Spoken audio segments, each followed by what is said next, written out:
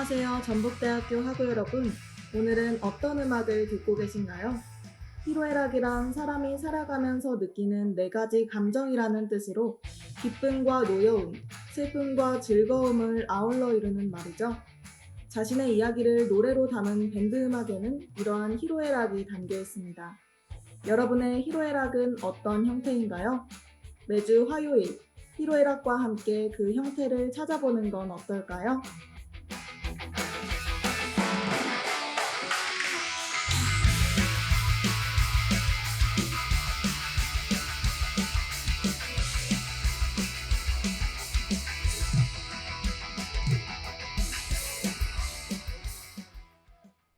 안녕하세요, 학우 여러분. 희로애락의 진행을 맡은 전북대학교 방송국 아나운서 신소미입니다. 여러분에게 음악은 어떤 의미인가요? 따분한 시간을 즐겁게 만들어주는 존재이기도, 힘든 상황을 이겨낼 힘을 주는 고마운 존재이기도 할 것 같습니다. 더 나아가 서로 다른 사람들의 마음을 이어주는 고마운 존재이기도 한데요. 각기 다른 마음을 같은 노래로 이어주는 음악의 힘은 정말 대단한 것 같습니다. 오늘 소개할 밴드는 이런 음악의 힘을 끌어올린 팀들인데요. 누구나 즐길 수 있는 대중적인 음악으로 사람들의 마음을 사로잡은 밴드들입니다. 어떤 밴드일지 궁금하지 않으신가요? 노래 한 곡 듣고 오늘의 밴드를 소개해 보겠습니다. 대중적인 음악으로 사람들의 마음을 사로잡은 오늘의 첫 번째 밴드는 누구일까요? 그 주인공은 바로 CN블루입니다. CN블루는 2009년 일본 데뷔 후 한국에서는 2010년 1월 14일에 데뷔한 3인조 보이밴드인데요. 벌써 데뷔 16주년을 맞으며 오랜 시간 동안 많은 사람들의 사랑을 받은 팀입니다. 리더와 메인 보컬, 기타 등 다양한 포지션을 맡고 있는 정용화, 드럼의 강민혁, 베이스의 이정신을 멤버로 활동 중인데요. 그룹명 CN블루는 코드 네임 블루라는 뜻으로 코드의 C와 네임의 N에 블루가 합쳐진 이름입니다. 단어의 철자를 이용해 의미를 만들어낸 것인데요. B는 팬덤의 이름 보이스를, L은 러블리 강민혁, U는 언터처블 이정신, E는 이모셔널 정용화라는 의미로 각각의 코드네임이 담겨 있습니다. 그런데 영어 단어 보이스의 철자는 V로 시작하는데 B가 왜 팬덤의 이름인 보이스를 뜻하는 걸까요?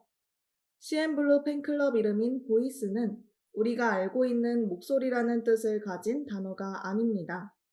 이 이름은 블루와 단어 보이스가 합쳐진 합성어인데요.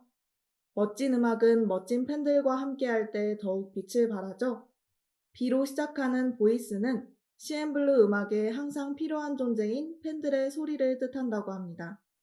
팀 이름에 팬들의 이름이 들어간다니 CN블루가 오랫동안 사랑받을 수 있었던 이유는 자신을 좋아해주는 사람들의 마음을 소중히 여긴 덕분일지도 모르겠네요.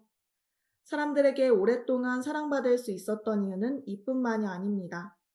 CN블루의 노래는 많은 사람들이 공감할 수 있는 가사와 따라 부르고 싶은 멜로디가 포인트인데요.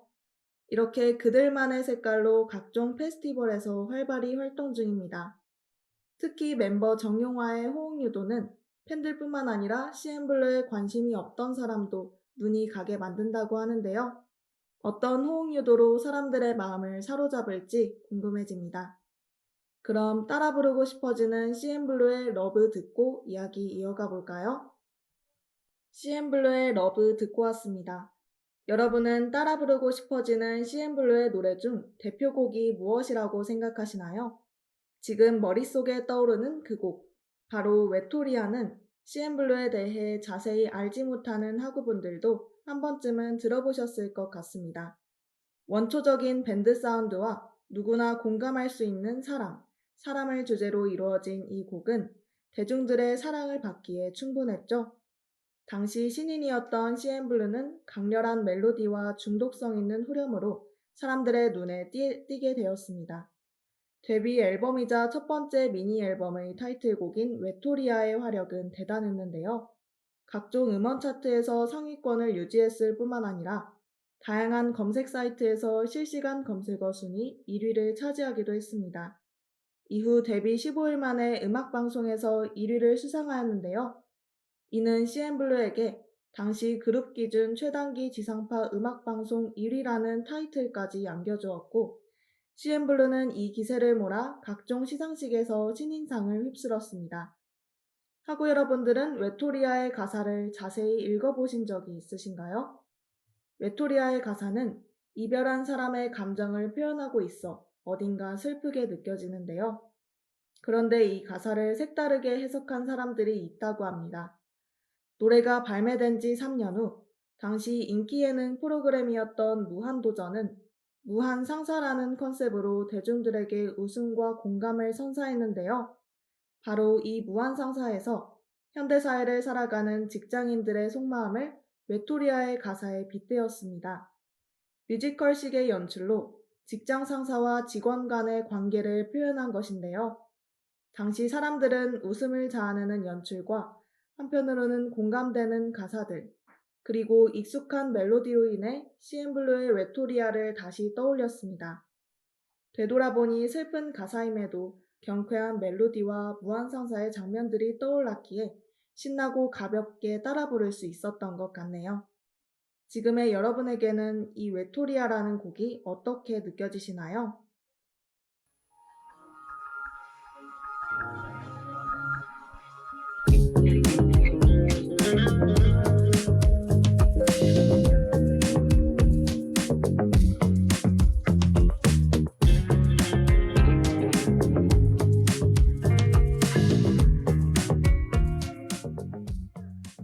지금은 오전 8시 30분. 여러분은 국내 밴드의 매력을 찾아 떠나는 히로에락과 함께하고 계십니다. 국내 밴드 음악에 담긴 히로에락의 형태를 찾아 함께 떠나보는 건 어떨까요?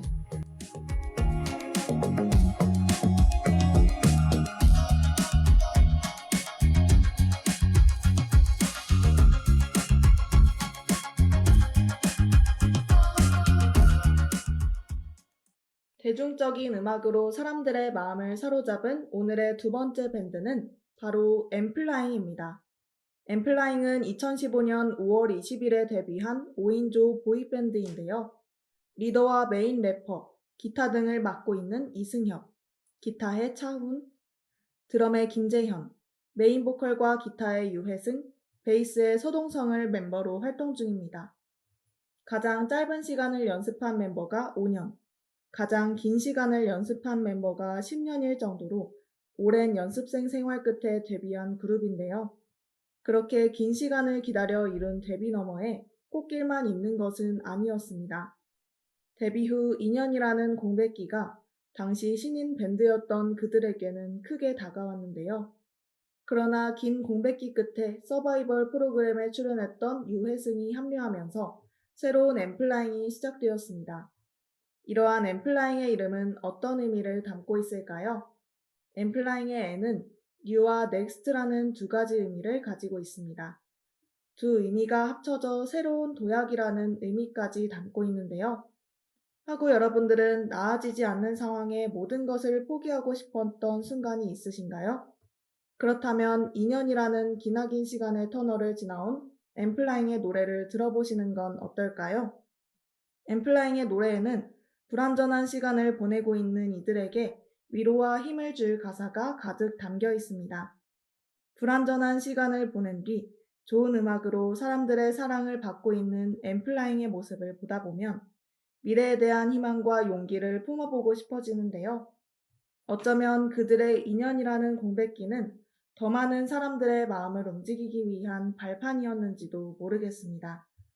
엠플라잉은 쉽게 공감할 수 있는 노래와 긴 연습생 생활로 다져진 실력으로 불후의 명곡, 복면가왕 등 다양한 프로그램에 출연했는데요. 각종 프로그램에 출연하며 실력을 입증하였고 그들의 입지를 다지는 10년을 보내왔습니다.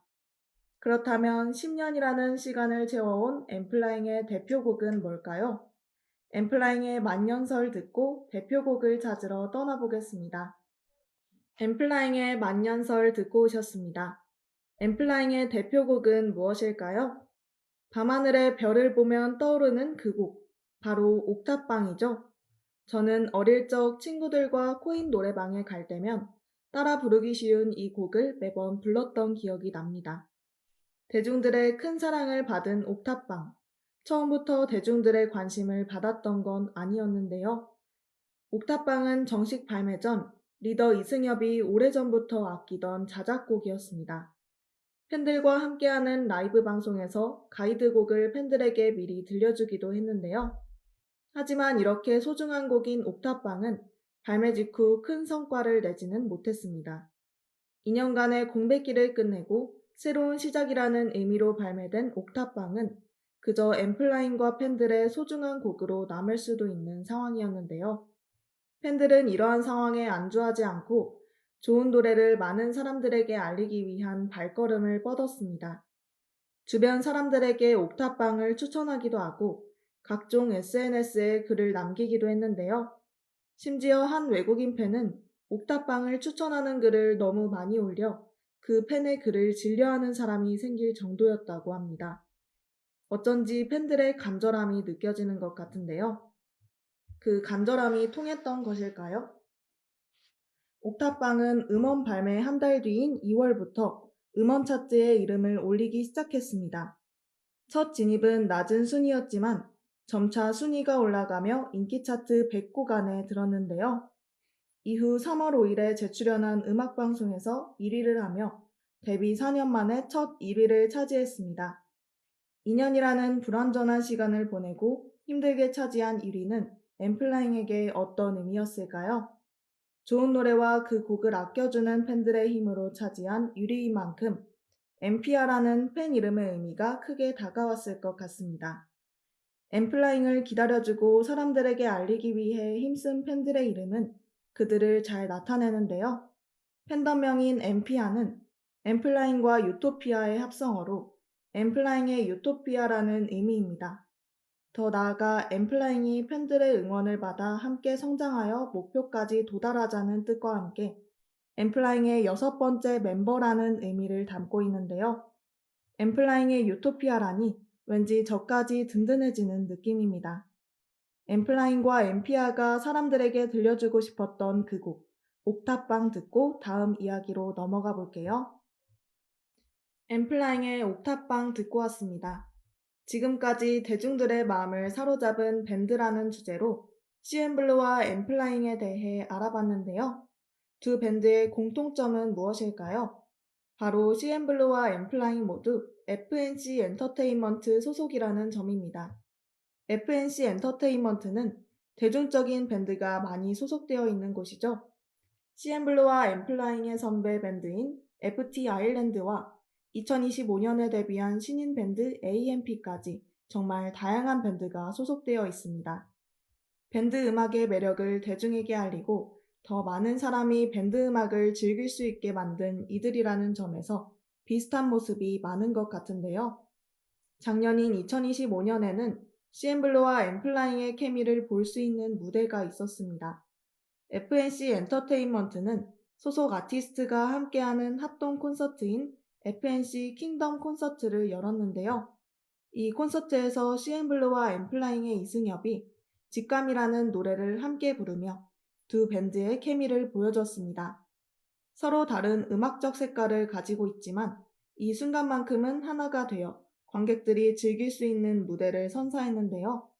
CN블루와 엠플라잉을 모두 좋아하는 팬이라면 정말 잊지 못할 추억이 되었을 것 같습니다. 사실 이 콜라보 무대가 두 밴드의 첫 만남은 아니었는데요.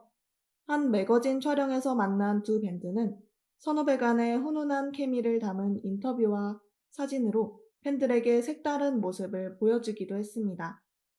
앞으로도 각자의 노래뿐만 아니라 두 그룹의 더 많은 케미를 볼 수 있으면 좋겠네요. 오늘 준비한 밴드 이야기의 주인공은 CN블루와 엠플라잉이었습니다. 자신을 좋아하는 사람들의 마음을 소중히 간직하며 따라 부르기 쉽고 공감되는 노래를 해온 CN블루. 그리고 자신들이 겪은 이야기를 노래에 담아 많은 이들의 공감을 얻은 엠플라잉의 이야기를 듣고 하고 여러분은 어떤 것을 느끼셨나요? 다음으로 들려드릴 곡은 새학기를 맞이한 여러분에게 들려드리고 싶은 오늘의 추천곡입니다. 엠플라잉의 메비우스 들려드리면서 3월 5일의 히로애락을 마무리해 볼게요.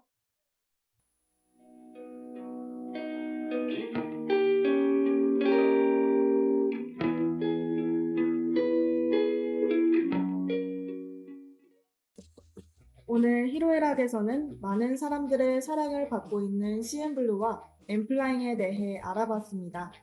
오늘 방송으로 여러분의 히로애락의 형태에 색이 더해졌길 바랄게요. 지금까지 제작과 연출의 김예원, 기술의 정유경, 모니터 지현우, 그리고 저는 진행의 신소미였습니다. 히로애락은 다음 주 이 시간에 색다른 밴드 이야기로 다시 돌아올게요.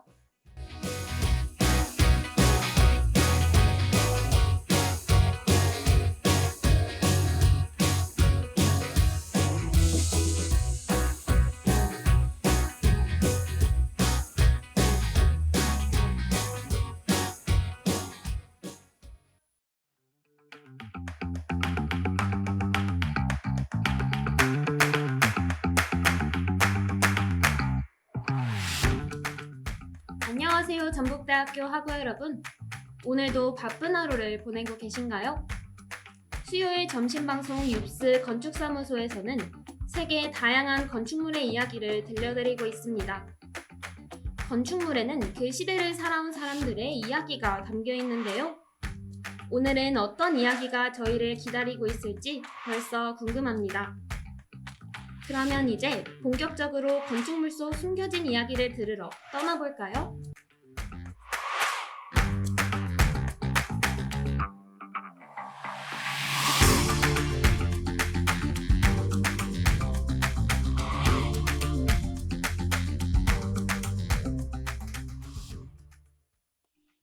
안녕하세요, 학우 여러분.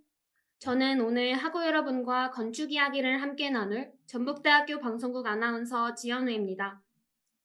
길고 길었던 방학이 끝났는데 여러분은 이번 방학을 어떻게 보내셨나요? 저는 방학 동안 국내외 여러 지역을 여행하면서 다양한 건축물들을 경험했습니다.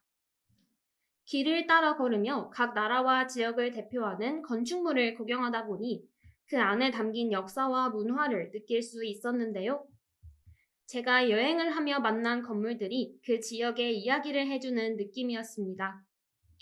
오늘은 이렇게 각 나라의 역사를 떠올릴 수 있는 대표적인 건축물들을 소개하려고 하는데요.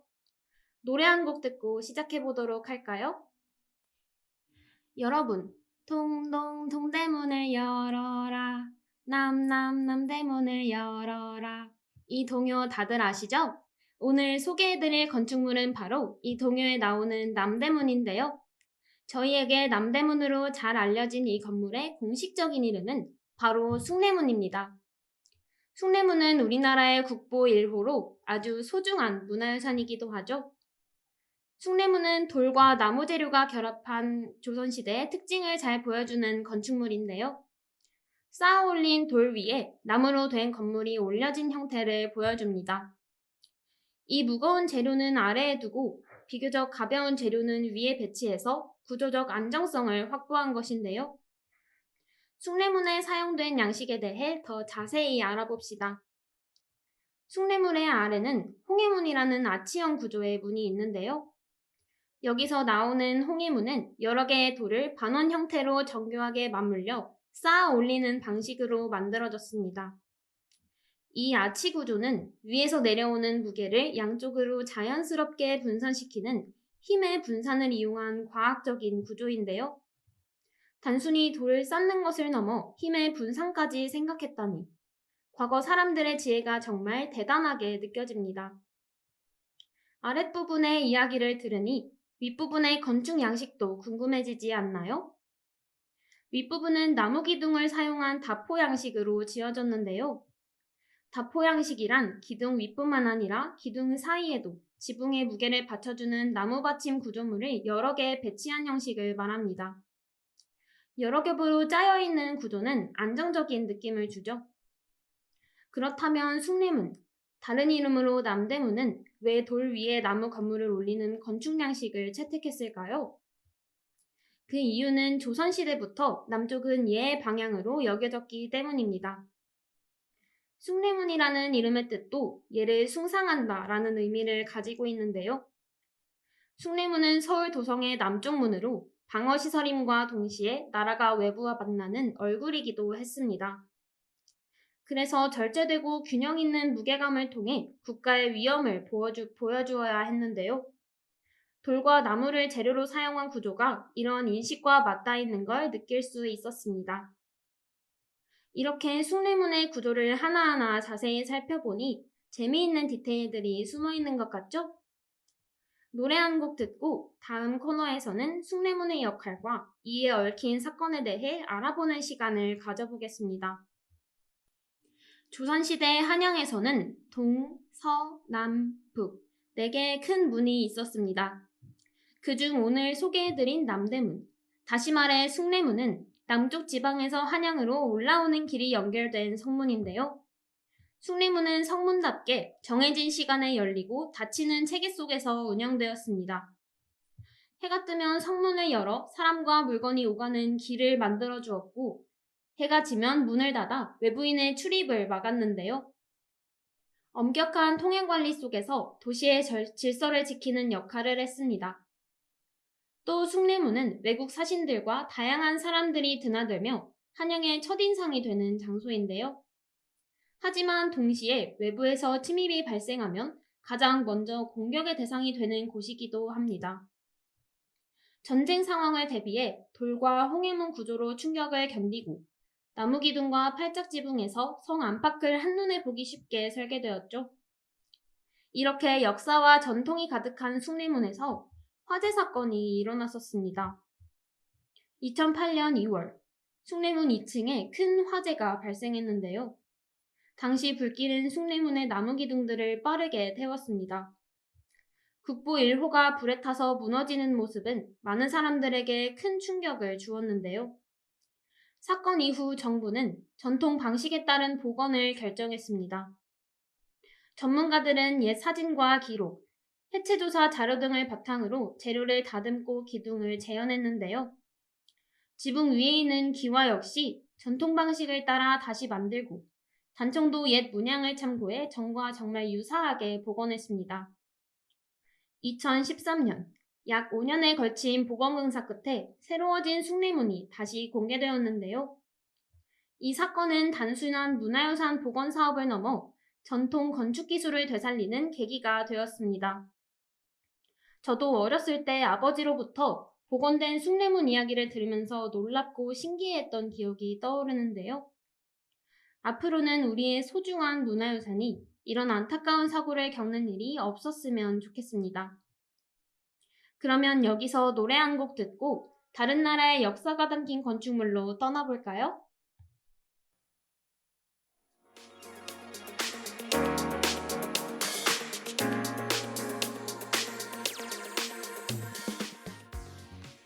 지금은 오후 1시 30분. 여러분은 육스 건축사무소와 함께하고 계십니다. 오늘의 주제는 나라를 대표하는 건축물인데요. 바쁜 일상 속 잠시나마 건축 이야기와 함께 다른 나라로 떠나보는 건 어떤가요?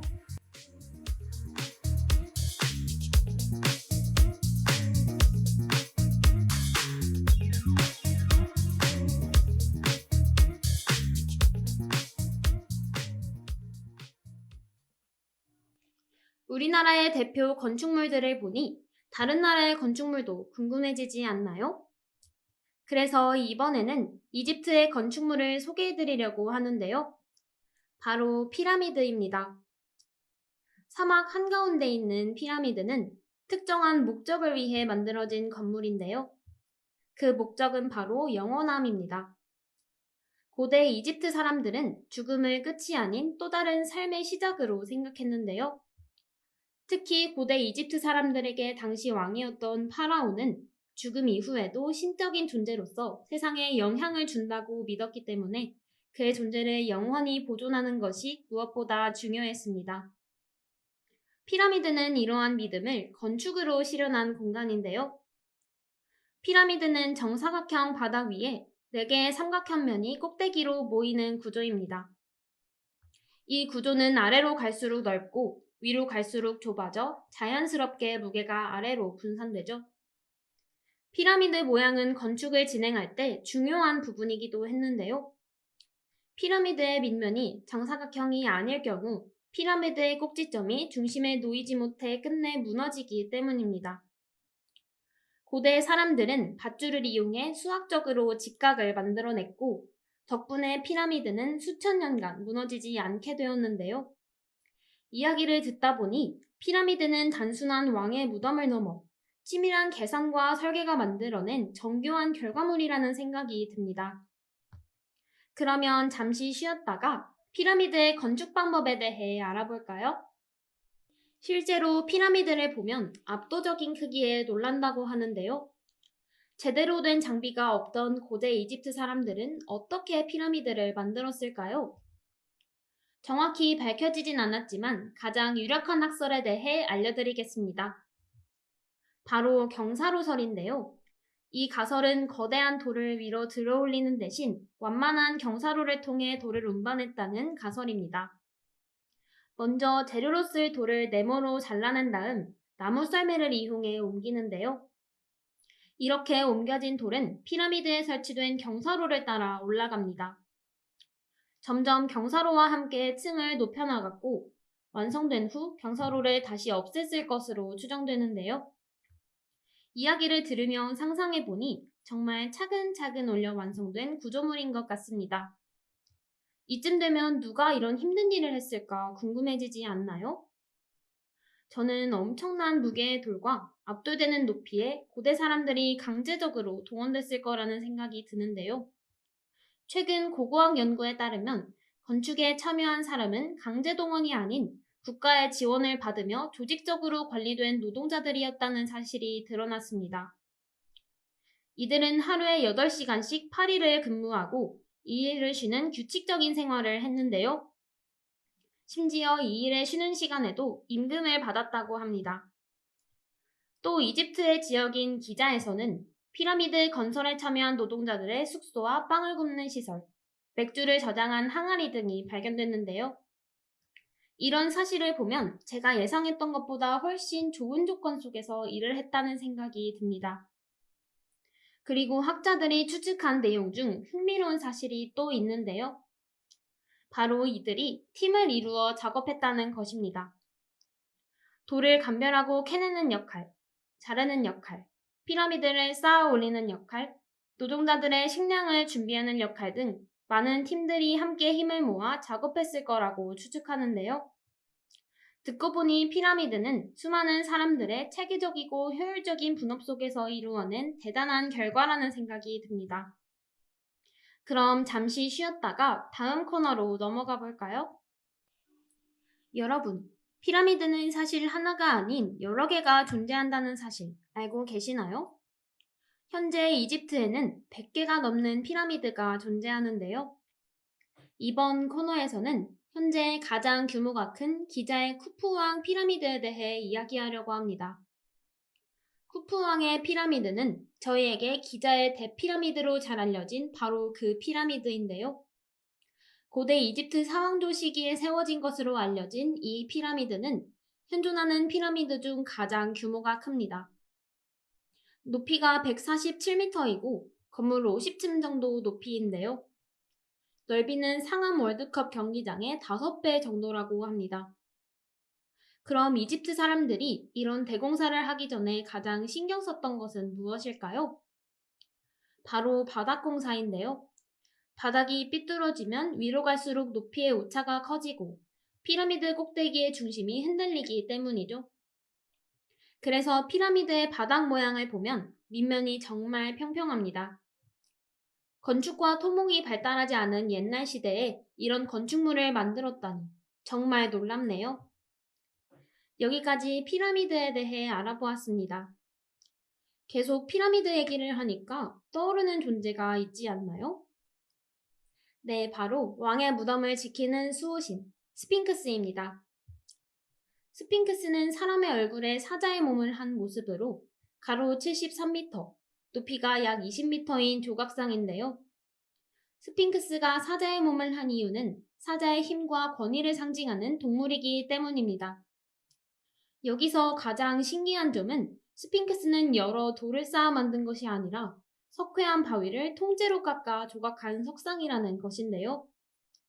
고작 한 덩어리의 바위에서 이 정교한 조각을 했다는 것이 믿겨지시나요? 믿기 힘들고 놀라운 만큼 스핑크스를 고대 조각 기술의 정점을 보여주는 사례라고 해도 과언이 아닌 것 같습니다. 그런데 여러분, 스핑크스를 자세히 들여다보면 뭔가 허전한 느낌이 들지 않나요? 아마 코가 없기 때문일 겁니다. 여기에는 다양한 이야기들이 있는데요.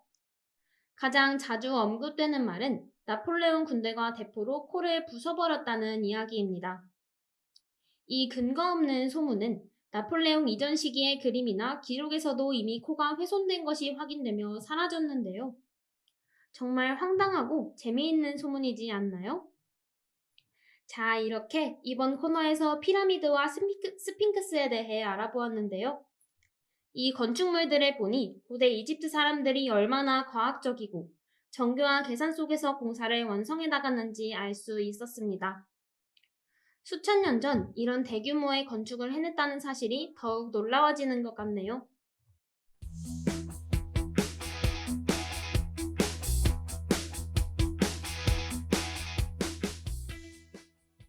어느덧 점심시간이 끝나가고 있습니다. 오늘은 대한민국의 숭례문과 이집트의 피라미드에 대해 함께 살펴봤는데요. 오늘 방송을 통해 다양한 건축 양식부터 건축물에 얽힌 역사까지 알아가는 유익한 시간이 되셨길 바랍니다. 정신없이 지나가는 하루 속에서 이렇게 재미있는 이야기를 즐기는 것도 괜찮지 않나요? 그럼 다음 주에도 건축물 속 숨겨진 재밌는 이야기로 찾아오겠습니다. 지금까지 제작과 연출의 민윤아, 기술의 김소영, 모니터 김세은, 그리고 저는 진행의 지연우였습니다. 감사합니다.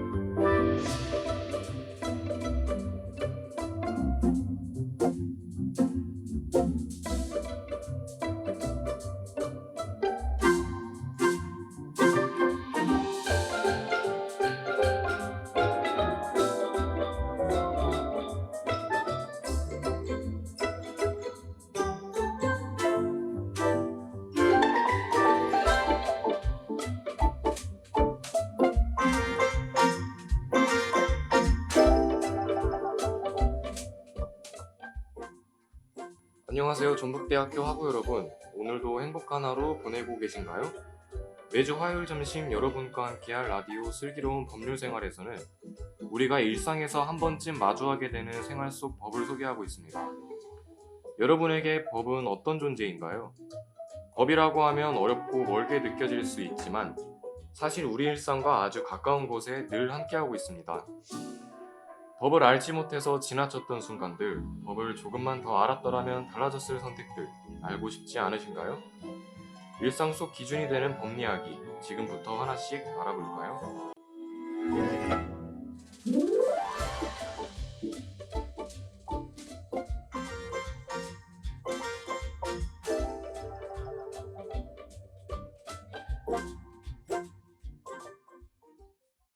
안녕하세요. 오늘 하고 여러분과 함께 생활 속에서 한 번쯤 마주하게 될 법 이야기를 나눌 전북대학교 방송국 아나운서 임채민입니다. 오늘이 벌써 개강이라니 정말 믿기지 않습니다. 요즘은 새학기에 설레만큼이나 약속이 늘어나는 시기인데요. 이럴수록 우리의 지갑은 얇아지기만 합니다. 분명 두둑했는데도 눈 깜짝하니 사라진 것 같은데요. 이럴 때면 알바 구인 사이트를 계속 들여다보게 됩니다. 알바 사이트에서 일자리를 알아보고 면접을 보는 등 설레는 과정도 있지만 한편으로는 조금 막막하게 느껴지기도 하는데요. 오늘 이 시간에는 아르바이트를 시작하기 전에 꼭 확인해야 할 것들, 그리고 일하면서 한 번쯤 고민하게 되는 상황들을 살펴볼 예정입니다. 그럼 본격적인 이야기에 앞서 음악 한 곡 듣고 올게요. 여러분은 아르바이트를 시작하기 전에 근로계약서를 끝까지 읽어본 적 있으신가요? 근무수당, 휴게시간, 주휴수당 같은 말들은 들어봤지만 정확히 어떤 의미인지 헷갈렸던 적도 있었을 겁니다. 근로계약서라고 하면 괜히 딱딱한 서류처럼 느껴지죠. 하지만 사실은 언제 얼마나 일하고 얼마를 받는지를 정해둔 약속입니다. 그런데 막상 일을 시작하다 보면 계약서를 쓰지 않거나 써도 대충 서명만 하고 넘기는 경우도 적지 않아요. 그 순간에는 별일 아닐 것처럼 느껴지지만 나중에 이 대충 쓴 근로계약서 때문에 임금과 근로조건에 문제가 생기기도 합니다. 실제로 고용노동부에 접수되는 상담 사례를 보면 시급을 다르게 받았다, 수습이라며 최저임금보다 적게 받았다라는 내용이 반복적으로 등장하는데요. 고용노동부 통계에 따르면 2023년 기준 임금 체불 신고 건수는 20만 건을 넘었습니다. 이 숫자가 단순한 통계처럼 느껴질 수 있지만 그 안에는 우리와 비슷한 또래의 청년 노동자들의 목소리도 포함되어 있죠. 근로기준법 제17조에 따르면 사용자는 근로계약을 체결할 때 임금, 소정 근로시간, 휴일 등 주요 근로조건을 서면으로 명시해야 합니다. 여기서 핵심은 서면인데요.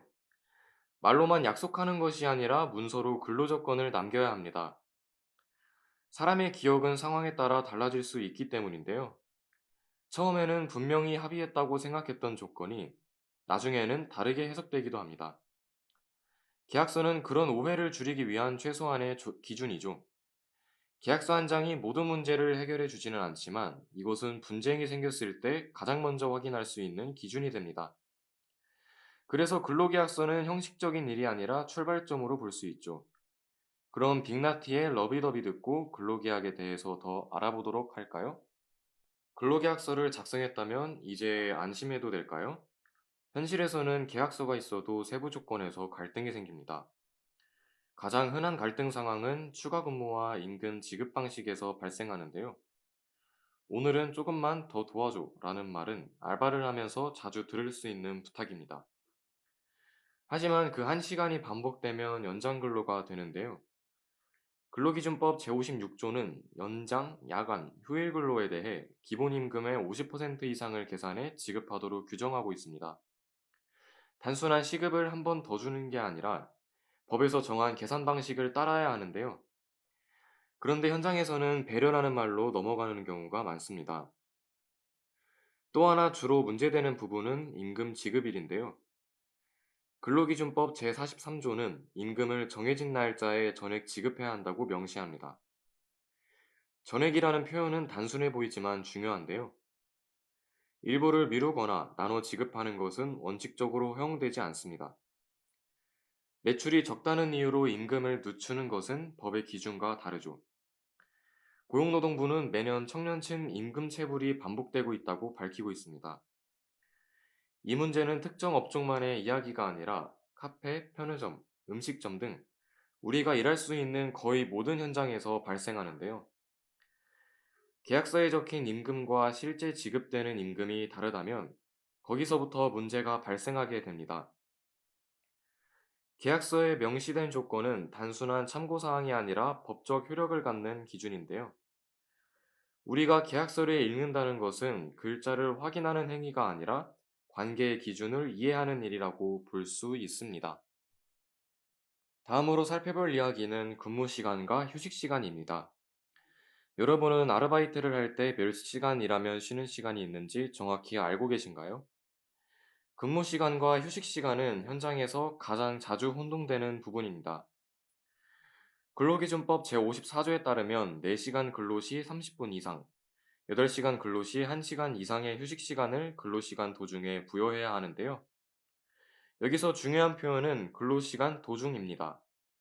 즉, 퇴근 직전에 몰아쉬는 것이 아니라 근무 중간에 자유롭게 사용할 수 있어야 하는데요. 하지만 현실에서는 손님 없을 때 잠깐 앉아있어 라는 말로 넘어가는 경우가 있습니다. 그렇다면 쉬는 시간에도 전화를 받아야 한다면 어떻게 될까요? 법원 판례는 근로자가 사용자의 지휘, 감독에서 완전히 벗어나 자유롭게 이용할 수 있어야 휴식 시간으로 인정된다고 보고 있습니다. 손님이 오면 응대해야 하고 전화를 받아야 하는 상태라면 그것은 완전한 휴게라고 보기 어렵죠. 현실에서는 휴식 시간을 명확히 구분하지 않는 경우가 많습니다. 주휴수당도 마찬가지이죠. 주휴수당은 이름만 들으면 어렵지만 일정 조건을 충족하면 받을 수 있는 임금입니다. 근로기준법 제55조에 따르면 일주일 동안 근로일을 개근한 근로자에게 1회 돈을 받으며 쉴 수 있는 유급휴일을 보장해야 해요. 즉, 일주일 동안 정해진 근무를 모두 채웠다면 하루치 임금을 추가로 받을 수 있습니다. 예를 들어 주 5일 하루 4시간씩 근무하기로 계약했고 실제로 5일 동안 4시간씩 근무를 했다면 일을 하지 않아도 하루치 돈을 더 받을 수 있는 것이죠. 여기서 많은 분들이 단기 알바는 해당되지 않는다고 생각하실 것 같은데요. 고용노동부 행정개석에 따르면 주 15시간 이상 근무하고 개근했다면 단시간 근로자도 주휴수당 지급 대상이 될 수 있다고 설명하고 있습니다.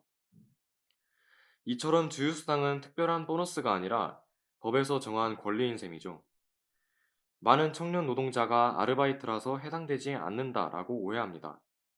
그러나 법은 근로 형태가 아니라 근로 조건을 기준으로 판단하기 때문에 조건을 충족해야 한다는 점을 정확히 이해하고 있다면 어떤 근로 형태든 정당한 대우를 받을 수 있죠. 그럼 팔마이트의 2025 듣고 근로계약의 유래에 대해 깊이 얘기해보는 시간 가져볼까요?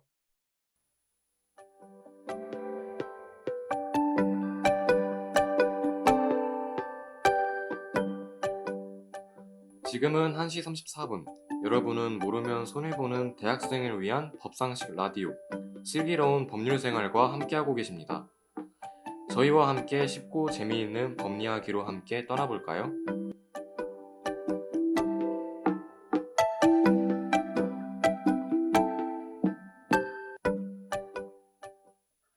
지금까지 근로계약서와 주휴수당, 근무시간, 휴식시간에 관해 알아봤는데요.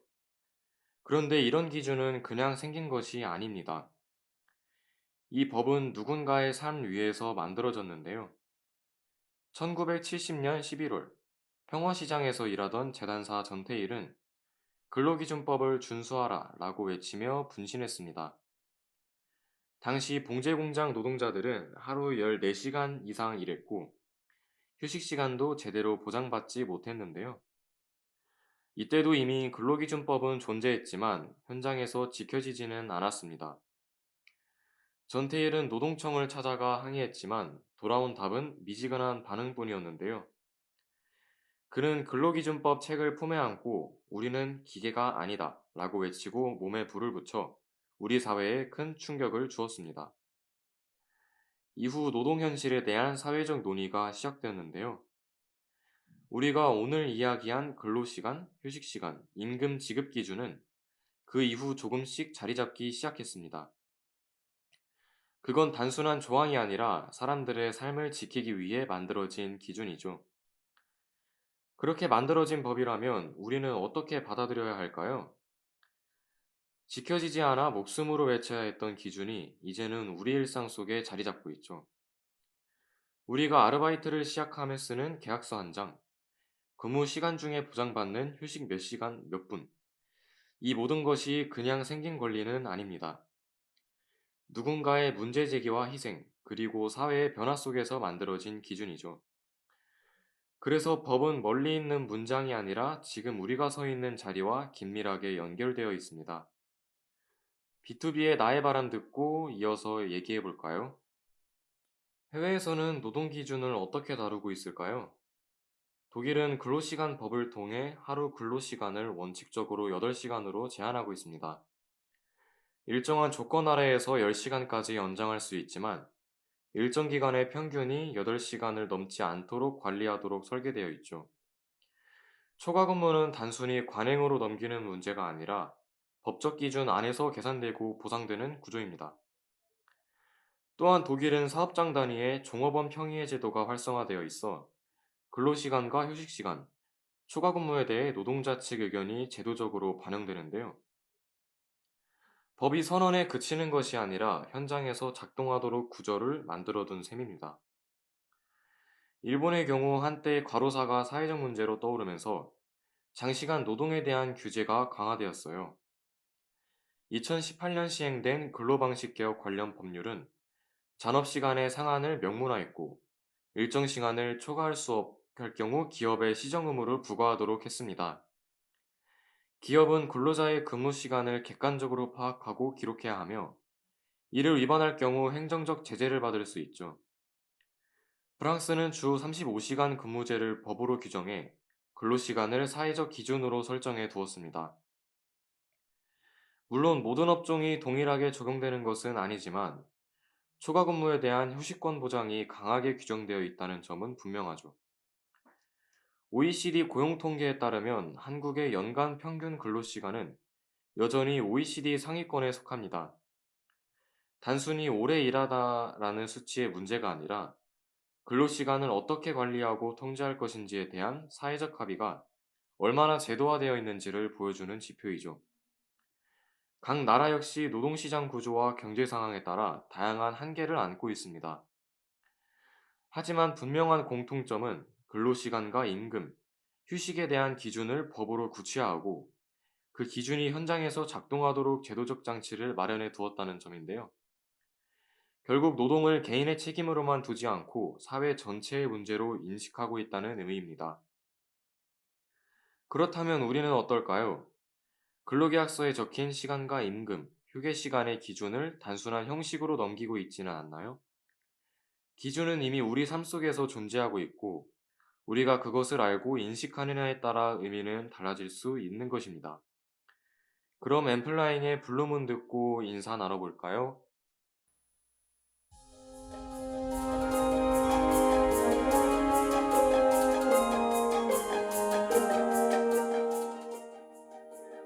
오늘 이 시간에는 근로계약서, 근무시간과 휴식시간, 그리고 주휴수당에 관해 함께 살펴봤습니다. 막연하고 어렵게 느껴졌던 내용들이지만 사실은 우리가 일상에서 자주 마주하게 되는 기준들이었는데요. 아르바이트는 단순히 일을 하고 돈을 버는 경험을 넘어 사회생활의 첫걸음이 되는 중요한 시간이기도 합니다. 그만큼 처음부터 제대로 알고 시작하는 것이 스스로를 지키는 데에도 큰 도움이 될 수 있을 것 같아요. 오늘 방송을 통해 이럴 땐 어떻게 해야 하지? 하고 고민했던 순간에 조금이나마 기준을 세워볼 수 있는 시간이 되었기를 바랍니다. 저희는 다음 주 이 시간에도 생활 속에서 한 번쯤 마주하게 될 법 이야기들을 차분하게 풀어보는 시간으로 다시 찾아올게요. 지금까지 제작과 연출의 김세은, 기술의 지현우, 모니터 김소영, 그리고 저는 진행의 임채민이었습니다. 함께 해주신 학우 여러분 감사합니다.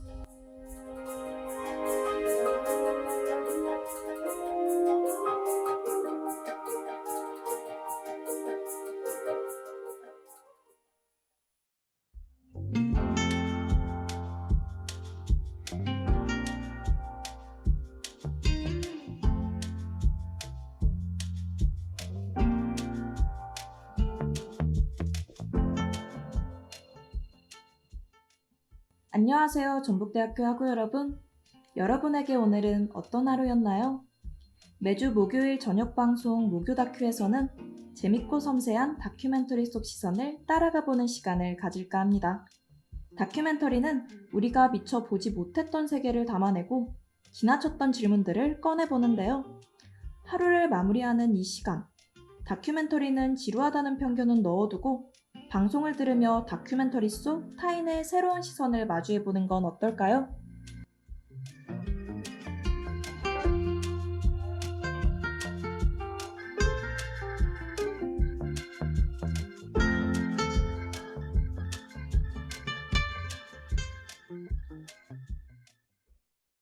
안녕하세요, 전북대학교 학우 여러분. 오늘 여러분과 다큐멘터리 속 이야기를 나눌 아나운서 배유나입니다. 추웠던 방학을 지나 개강을 하고 요 며칠 따뜻한 날들이 찾아왔었는데요. 따뜻하고 활기가 찬 3월의 캠퍼스, 잘 누리고 계신가요? 저는 날이 따뜻해지니 기분도 몸도 가벼워지는 것 같습니다. 몸으로 계절의 오고감을 체감하기도 하지만 주변을 조금만 둘러보는 것만큼 확실한 게 없는데요. 캠퍼스를 거닐다 보면 따뜻한 날에는 운동장 주변 흔들의자가 만석입니다. 문해로 벤치에 앉아 여유롭게 라디오를 듣기도 하고요. 무엇보다 귀여운 동물 친구들이 눈에 더 자주 보인답니다. 그래서인지 개강 후 일과를 마치고 기숙사로 돌아가는 길에 고양이들을 자주 마주치는데요. 방학 동안 못 보다가 오랜만에 만나니 너무 반갑고 그동안 잘 지냈는지 궁금해지더라고요. 학우 여러분도 혹시 고양이 좋아하시나요? 저는 고양이와 친해지고 싶어도 방법을 잘 몰라 멀리서 지켜보곤 하는데요. 오늘 방송에서는 저와 같은 분들 혹은 고양이를 아주 좋아하시는 분들에게 안성맞춤인 다큐멘터리 하나를 소개해드리려고 합니다. 고양이는 왜 고양이일까? 노래 듣고 와서 어떤 이야기인지 소개해드리도록 하겠습니다.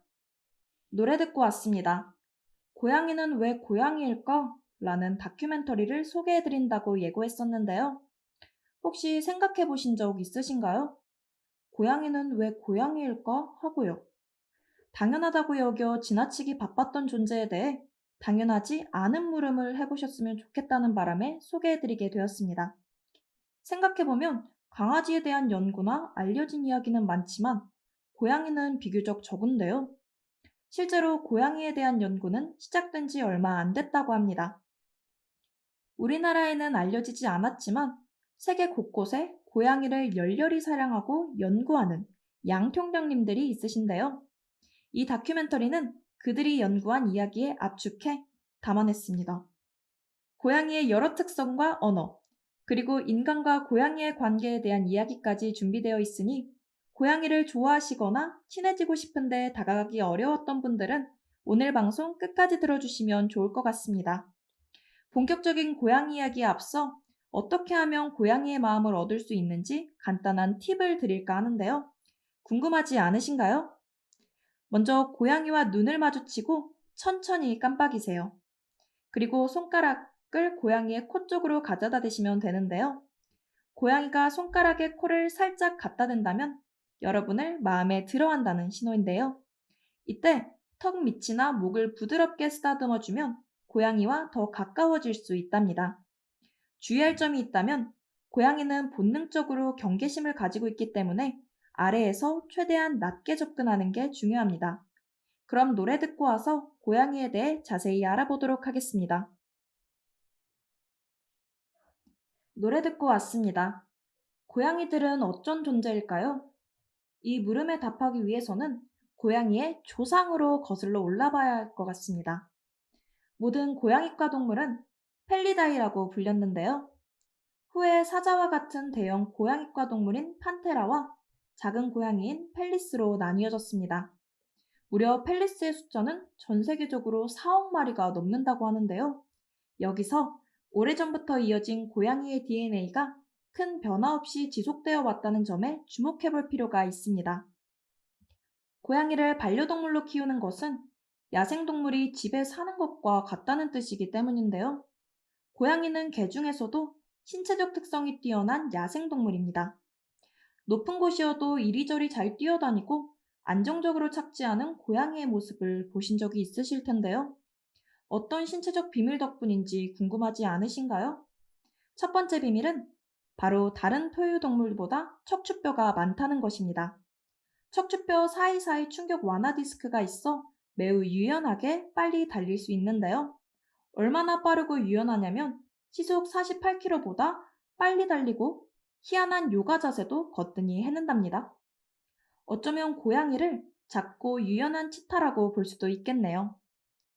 두 번째로는 근육 조직이 효율적이라는 비밀을 가지고 있습니다. 점프할 때 근육을 100% 활성화할 수 있다는 뜻인데요.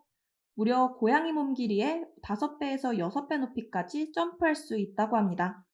어느 정도인지 가늠이 어려우실 것 같은데요. 우리가 기린을 뛰어넘는 것과 비슷하다고 보시면 됩니다. 이렇게 높이 뛴 후 자꾸 귀여운 꼬리로 균형을 잡아 방향을 전환하고 완벽한 착지로 마무리하는데요. 고양이들은 생각보다 더 대단한 동물인 것 같죠? 노래 듣고 와서 이어가 보도록 하겠습니다. 노래 듣고 왔습니다. 이제 어느 정도 고양이에 대해 파악하셨을 것 같은데요. 그렇다고 이제 고양이 좀 알겠다라고 생각하시면 큰 오산입니다. 고양이는 쉽게 이해하려 하면 안 된다는 말이 나올 만큼 우릴 의문에 빠지게 하기 때문인데요. 공감하시는 집사분들 있으신가요? 우리 고양이가 왜 이럴까 하고 말입니다.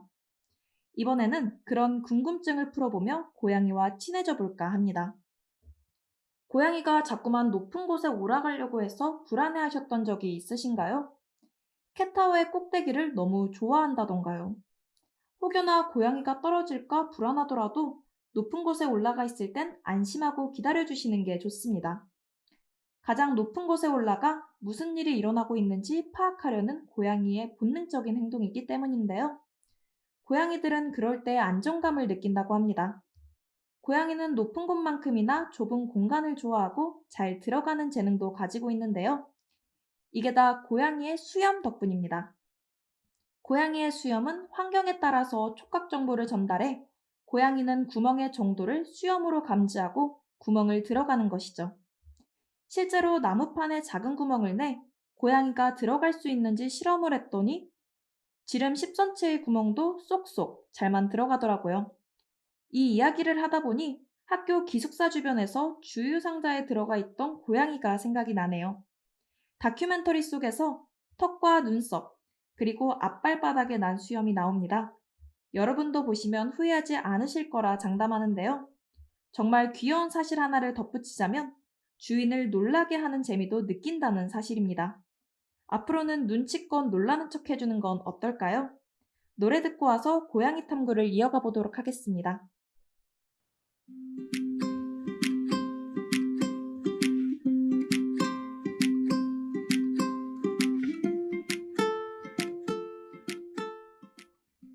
지금은 6시 33분. 여러분은 다큐멘터리 속 섬세한 시선을 따라가 보는 모교 다큐와 함께하고 계십니다. 다큐멘터리는 지루하다는 편견은 넣어두고 계속해서 다큐멘터리 이야기 나눠보러 가볼까요?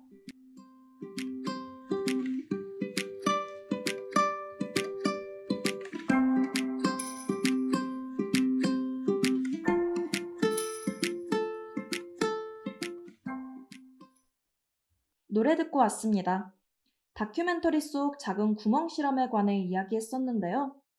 모든 고양이가 작은 구멍에 들어갈 수는 없습니다. 예를 들어 주인의 사랑을 가득 받은 통통한 고양이들 말이죠.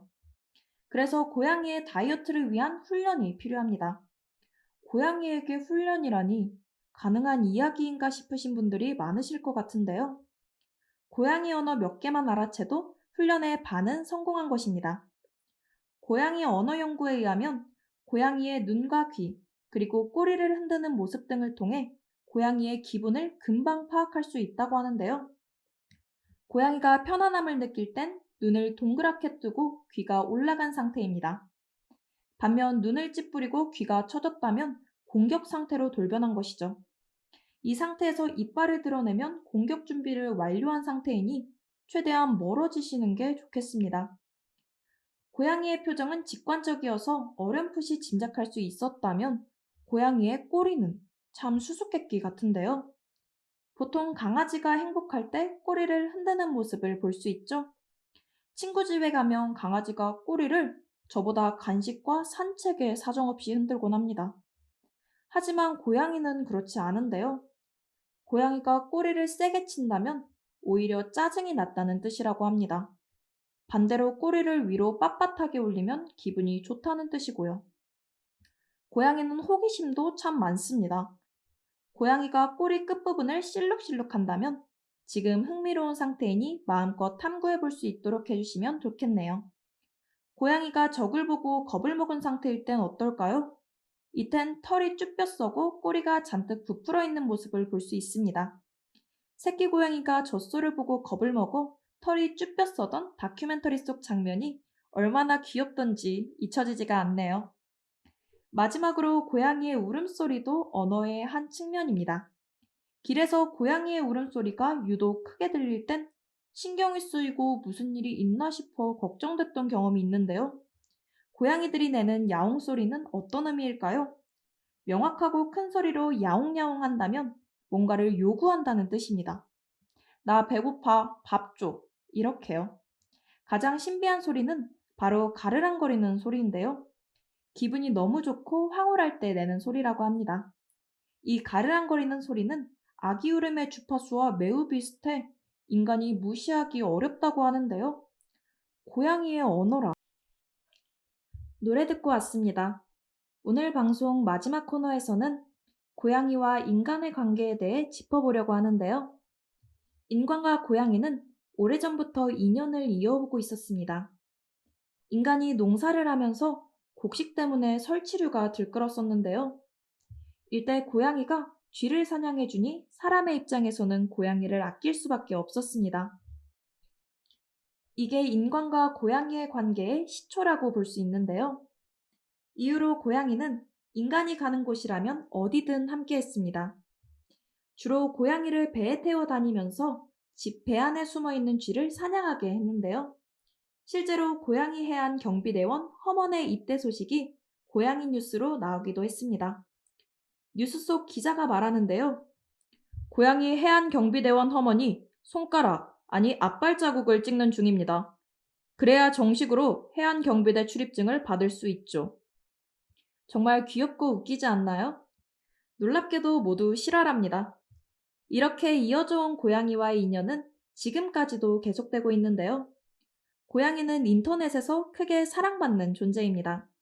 사람들이 인터넷에 접속하는 가장 많은 이유 중 두 번째가 고양이 영상을 보기 위해서라고 하니 말 다 했죠? 고양이 영상을 보면 긍정적인 감정과 도파민이 뿜어져 나온다는 연구 결과도 있을 정도입니다. 정서적으로도 좋은 영향을 주니 고양이는 사랑할 구석뿐인 것 같은데요.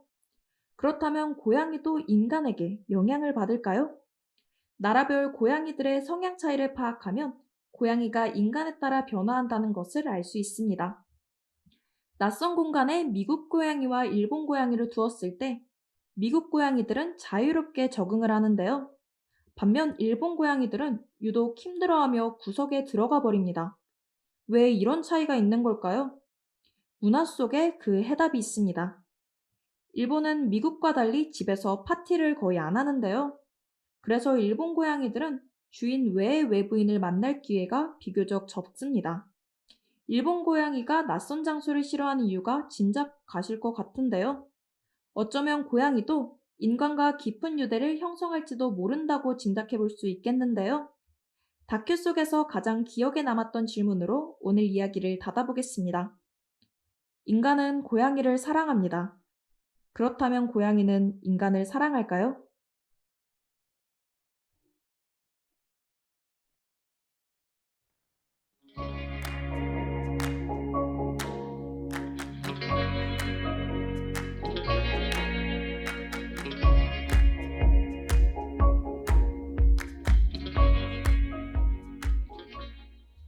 오늘 저녁 방송 목요 다큐도 어느덧 끝날 때가 되었는데요. 하루를 마무리하는 시점에서 다큐멘터리 속 시선을 따라가 보는 목요 다큐 어떠셨나요?